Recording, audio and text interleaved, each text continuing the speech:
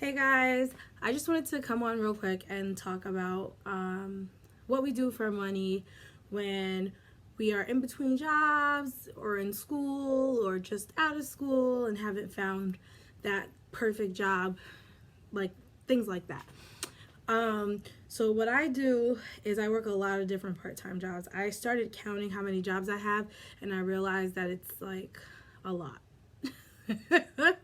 More than I really thought about ever having to do. I never really thought I would be here at 30 in a space where I have to work more than one job in order to make ends meet. But I am, and it is what it is. It's totally fine. Here we are. Here we go. And let's learn from this experience and grow from it and just stay humble. So I just got in the house from doing the lunchtime rush of Uber Eats, like the peak hours. It's when you can make the most amount of money throughout the day is obviously breakfast, lunch, dinner, like around those times that people are normally eating. You can also make a lot like in the middle of the night when no one else is out. You can make a lot that way also.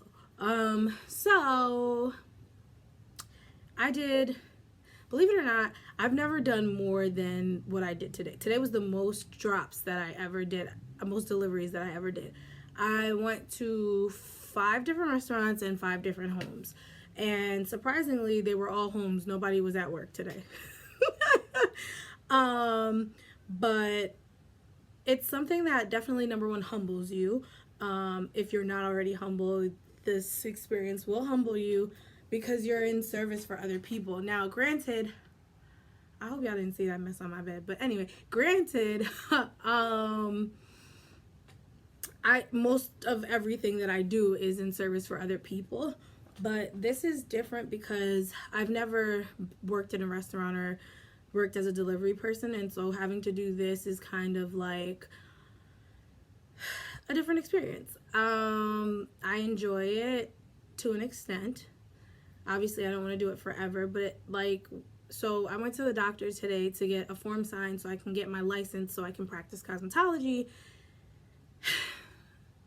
And she told me basically that at their office, they don't duplicate forms. So like I got a physical in August, and in order for her to sign a new form for me to send to the state of New Jersey, I would have to get another physical. Now, I don't know if you know this, but I don't have insurance. And if you don't have insurance and you go and get a physical, your physical can run anywhere between 70 to 200, even 400. I called one place and they said it can run anywhere from 400 up to $400. I don't need any shots. I'm all set on all of that. Like, I'm all up to date on my shots. I'm up to date on everything. My blood pressure is good. Like, the only thing I am is obese, but who isn't these days? And I don't need any medication. Like, I don't report that I don't report anything that would require me to see like a doctor because I just can't afford it.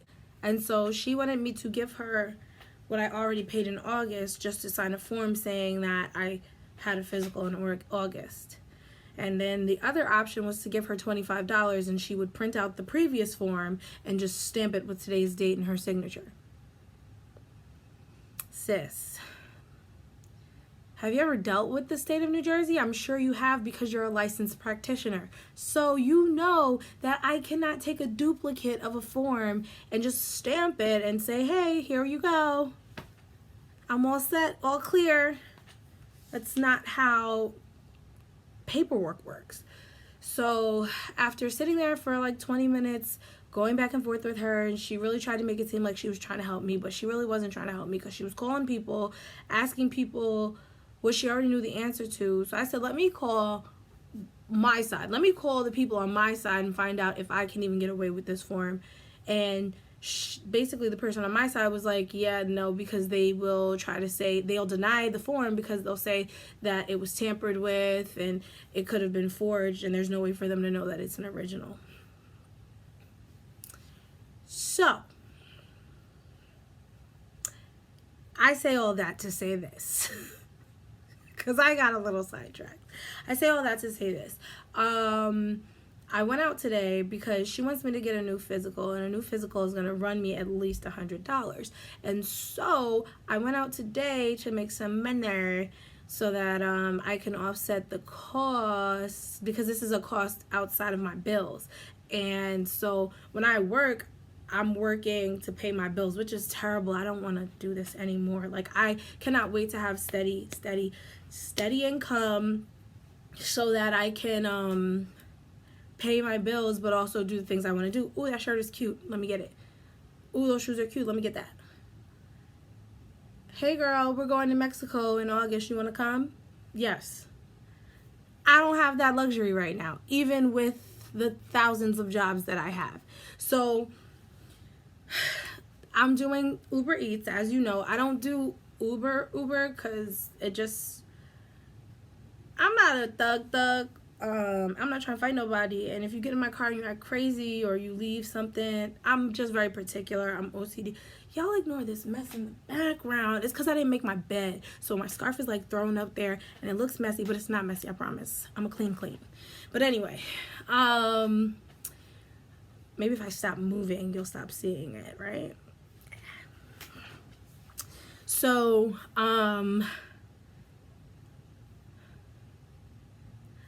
I don't do Uber because I just don't feel as though it's something that's for me. I don't want people in my car.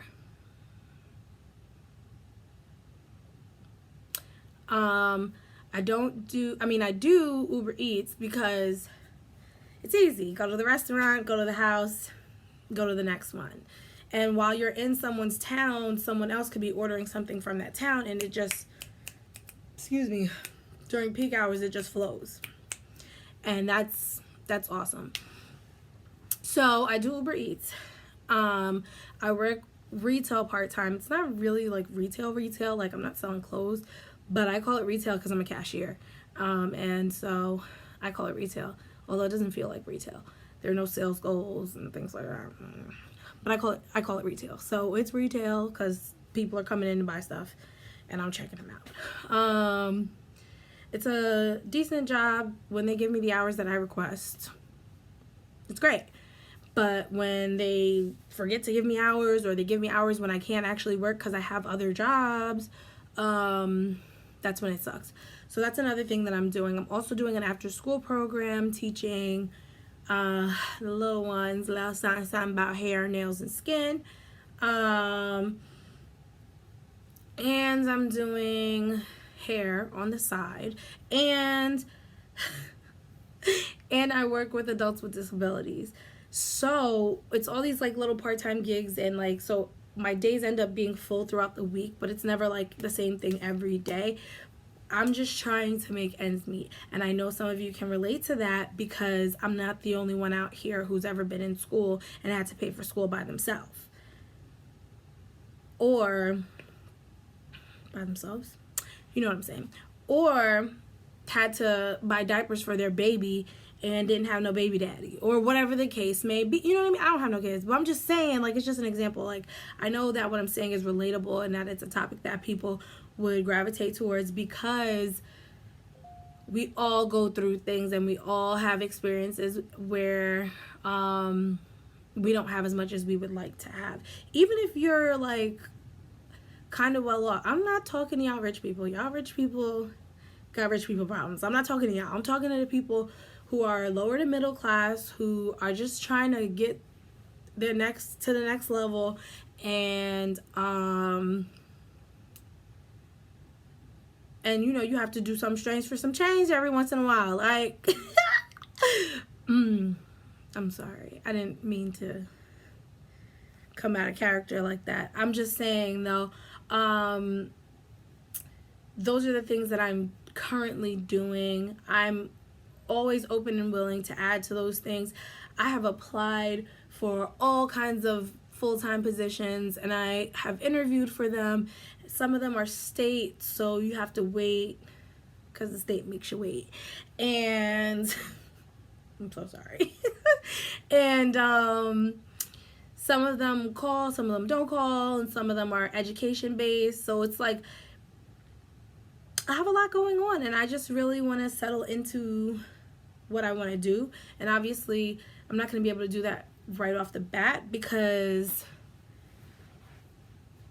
unfortunately, what I want to do, I need to have experience in a salon for a certain amount of time or partner with somebody who has that experience. And I don't really want to have 3 partners. And then I would also, need to have my license to practice counseling or my doctorate in psychology to be a certified therapist, to do the 2 things that I want to do. And so since those are long-term goals, because they're going to take a while to get those certifications and or pair up with those people so that I can make that vision come true for myself, I have to then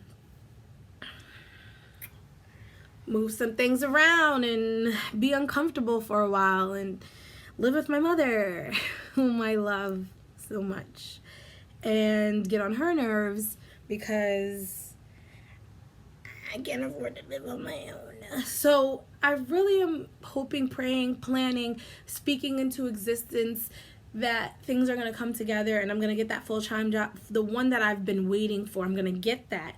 And then I'll be able to, in retirement from that job, because I will give them their 25 years. I will give it to them. I'll give it to them. Maybe even 35 if it goes well. If I can move up the ladder there the way I intend to, maybe even 35. If I can do that, then I would gladly do that. And then retire and do my dream salon. I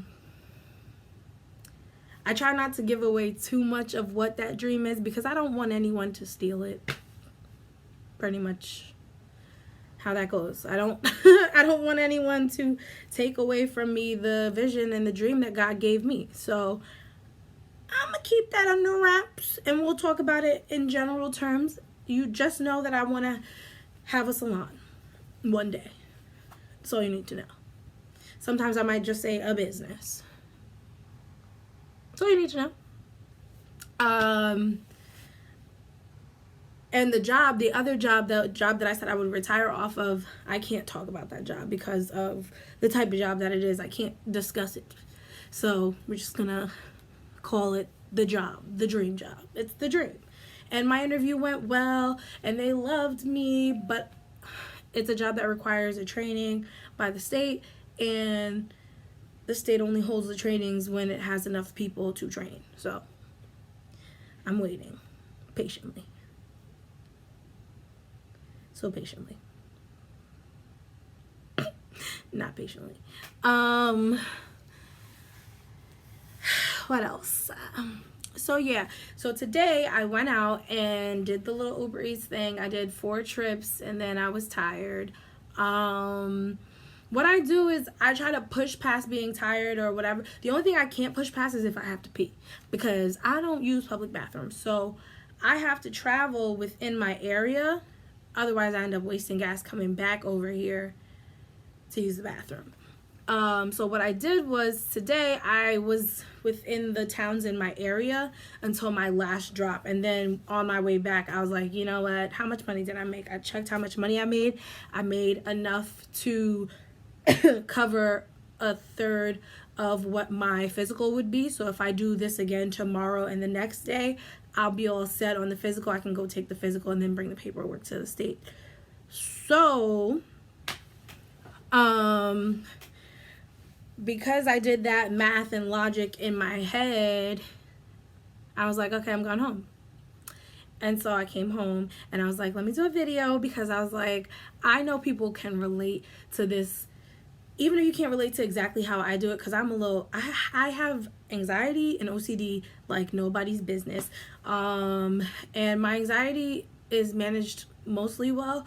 My OCD is not. There are certain things that I just cannot handle. If it doesn't make sense to you, I'm sorry. I'm not sorry actually, but I just am letting you know that there are certain things I just can't do. So like using the bathroom. If I have to use the bathroom, I'm coming home. I don't want people in my car because I like my car to look a certain way. And I don't want to have to fix it every time someone gets in my car. If you are someone who has been in my car and I don't say nothing to you, consider yourself special. Because I promise you, I am OCD about my car. My sister knows. My little sister, my younger sister, I shouldn't say my little sister because I have two. My younger sister knows, like, when she gets in my car, she needs to leave it a certain way. If she doesn't, she's going to hear about it the next time she gets in my car. Like, sis, because you left that bottle in my car, had to throw it out for you. Because you put your foot on my thing, and then I had to wash it off, and you know I don't like feet. So I'm very OCD, I don't claim anxiety. I'm told that I have it, but I don't claim anxiety. I don't claim OCD either. However, it's an acknowledgement more so. Like, I know I have it. And so because of that, I have to function in a way that makes sense in my brain. So I am trying to not have to work as much as I am working, because it ends up being like crazy, because I also, and I guess I should do like an intro video. I think that's what I'll do. I'll do a video about all the things that I do so that you guys can kind of understand why working 5 part-time jobs is a little too much. But just a brief summary. I'm in a sorority. I'm not active in that sorority, but I was for a really long time, and I plan to be active again once I get back on my feet financially, because in order to do the things that I want to do and see the people I want to see, I need a little bit of money, because I miss my girls. I miss my sisters. I was going to say sisters, but that sounded weird. Sisters. I'm so sorry. So I'm in a sorority.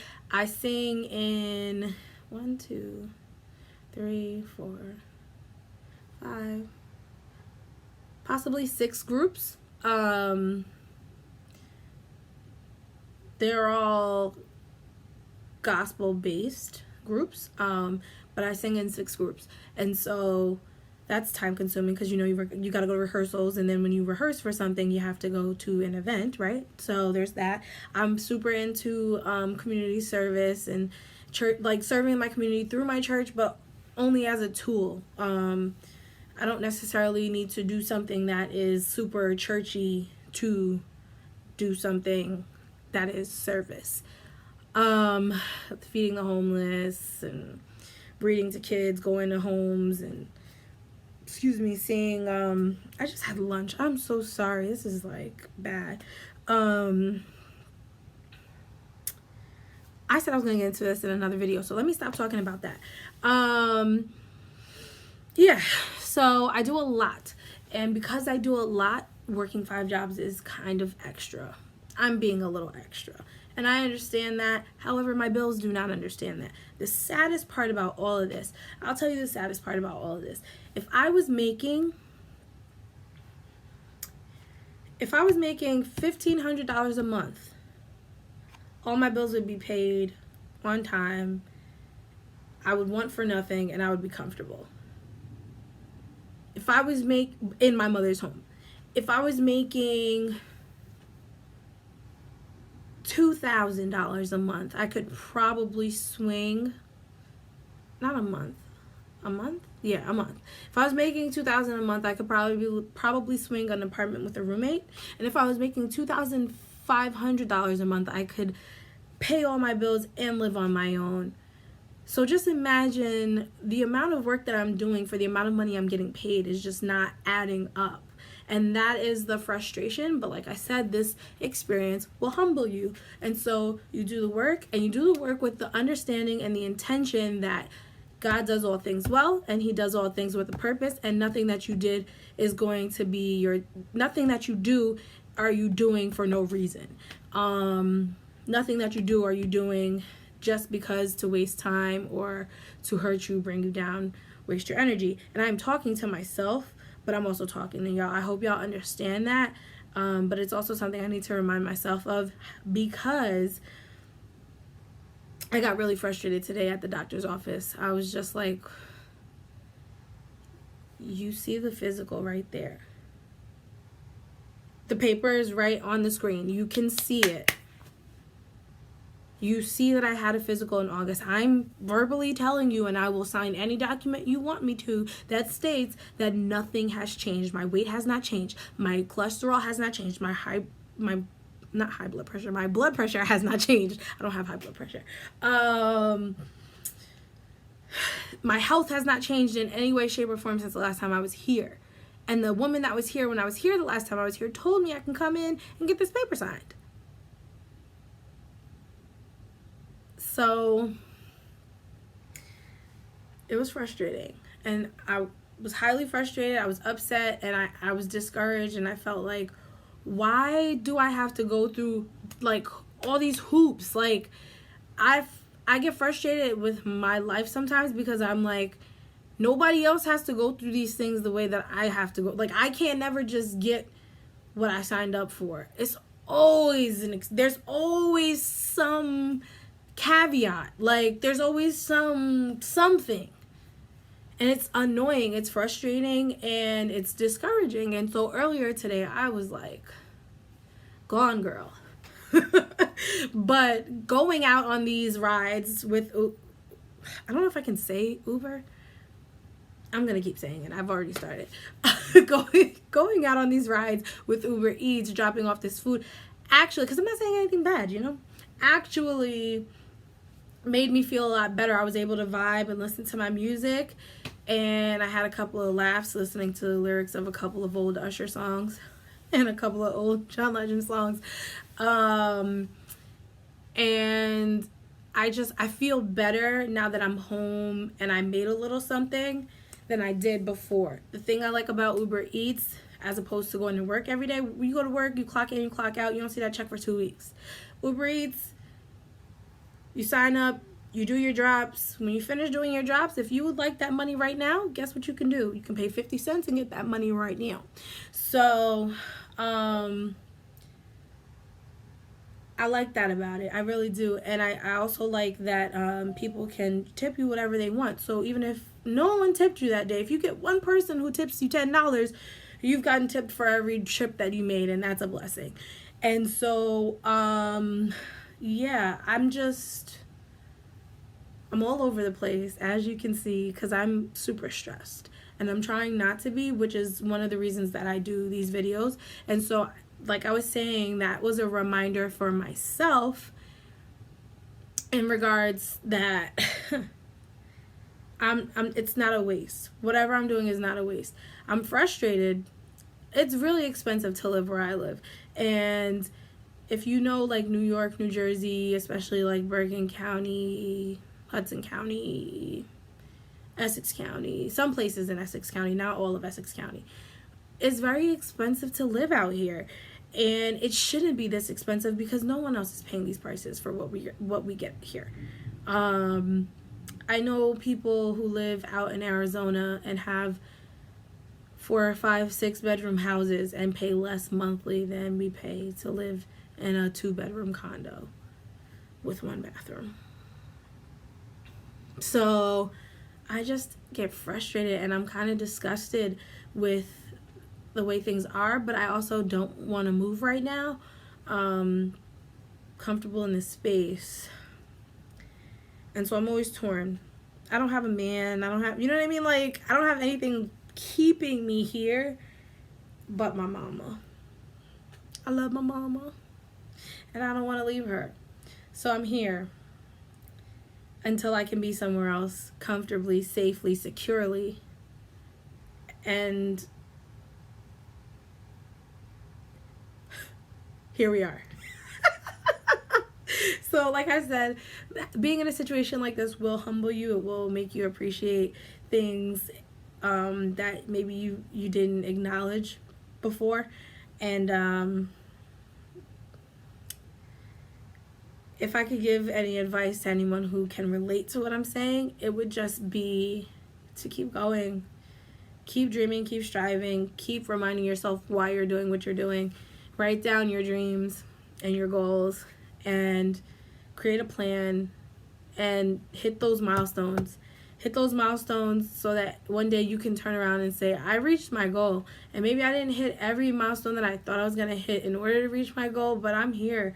And maybe it doesn't look the way I thought it was going to look, but I'm here. I made it. I did it. And there's too many people in this world that are winning right now because they just decided and made up in their mind, I'm going to win, to really play yourself and like fail or like give up. Like, we're not gonna do that. I'm not gonna do it, so you can't do it. Let's stay in this together and let's do it.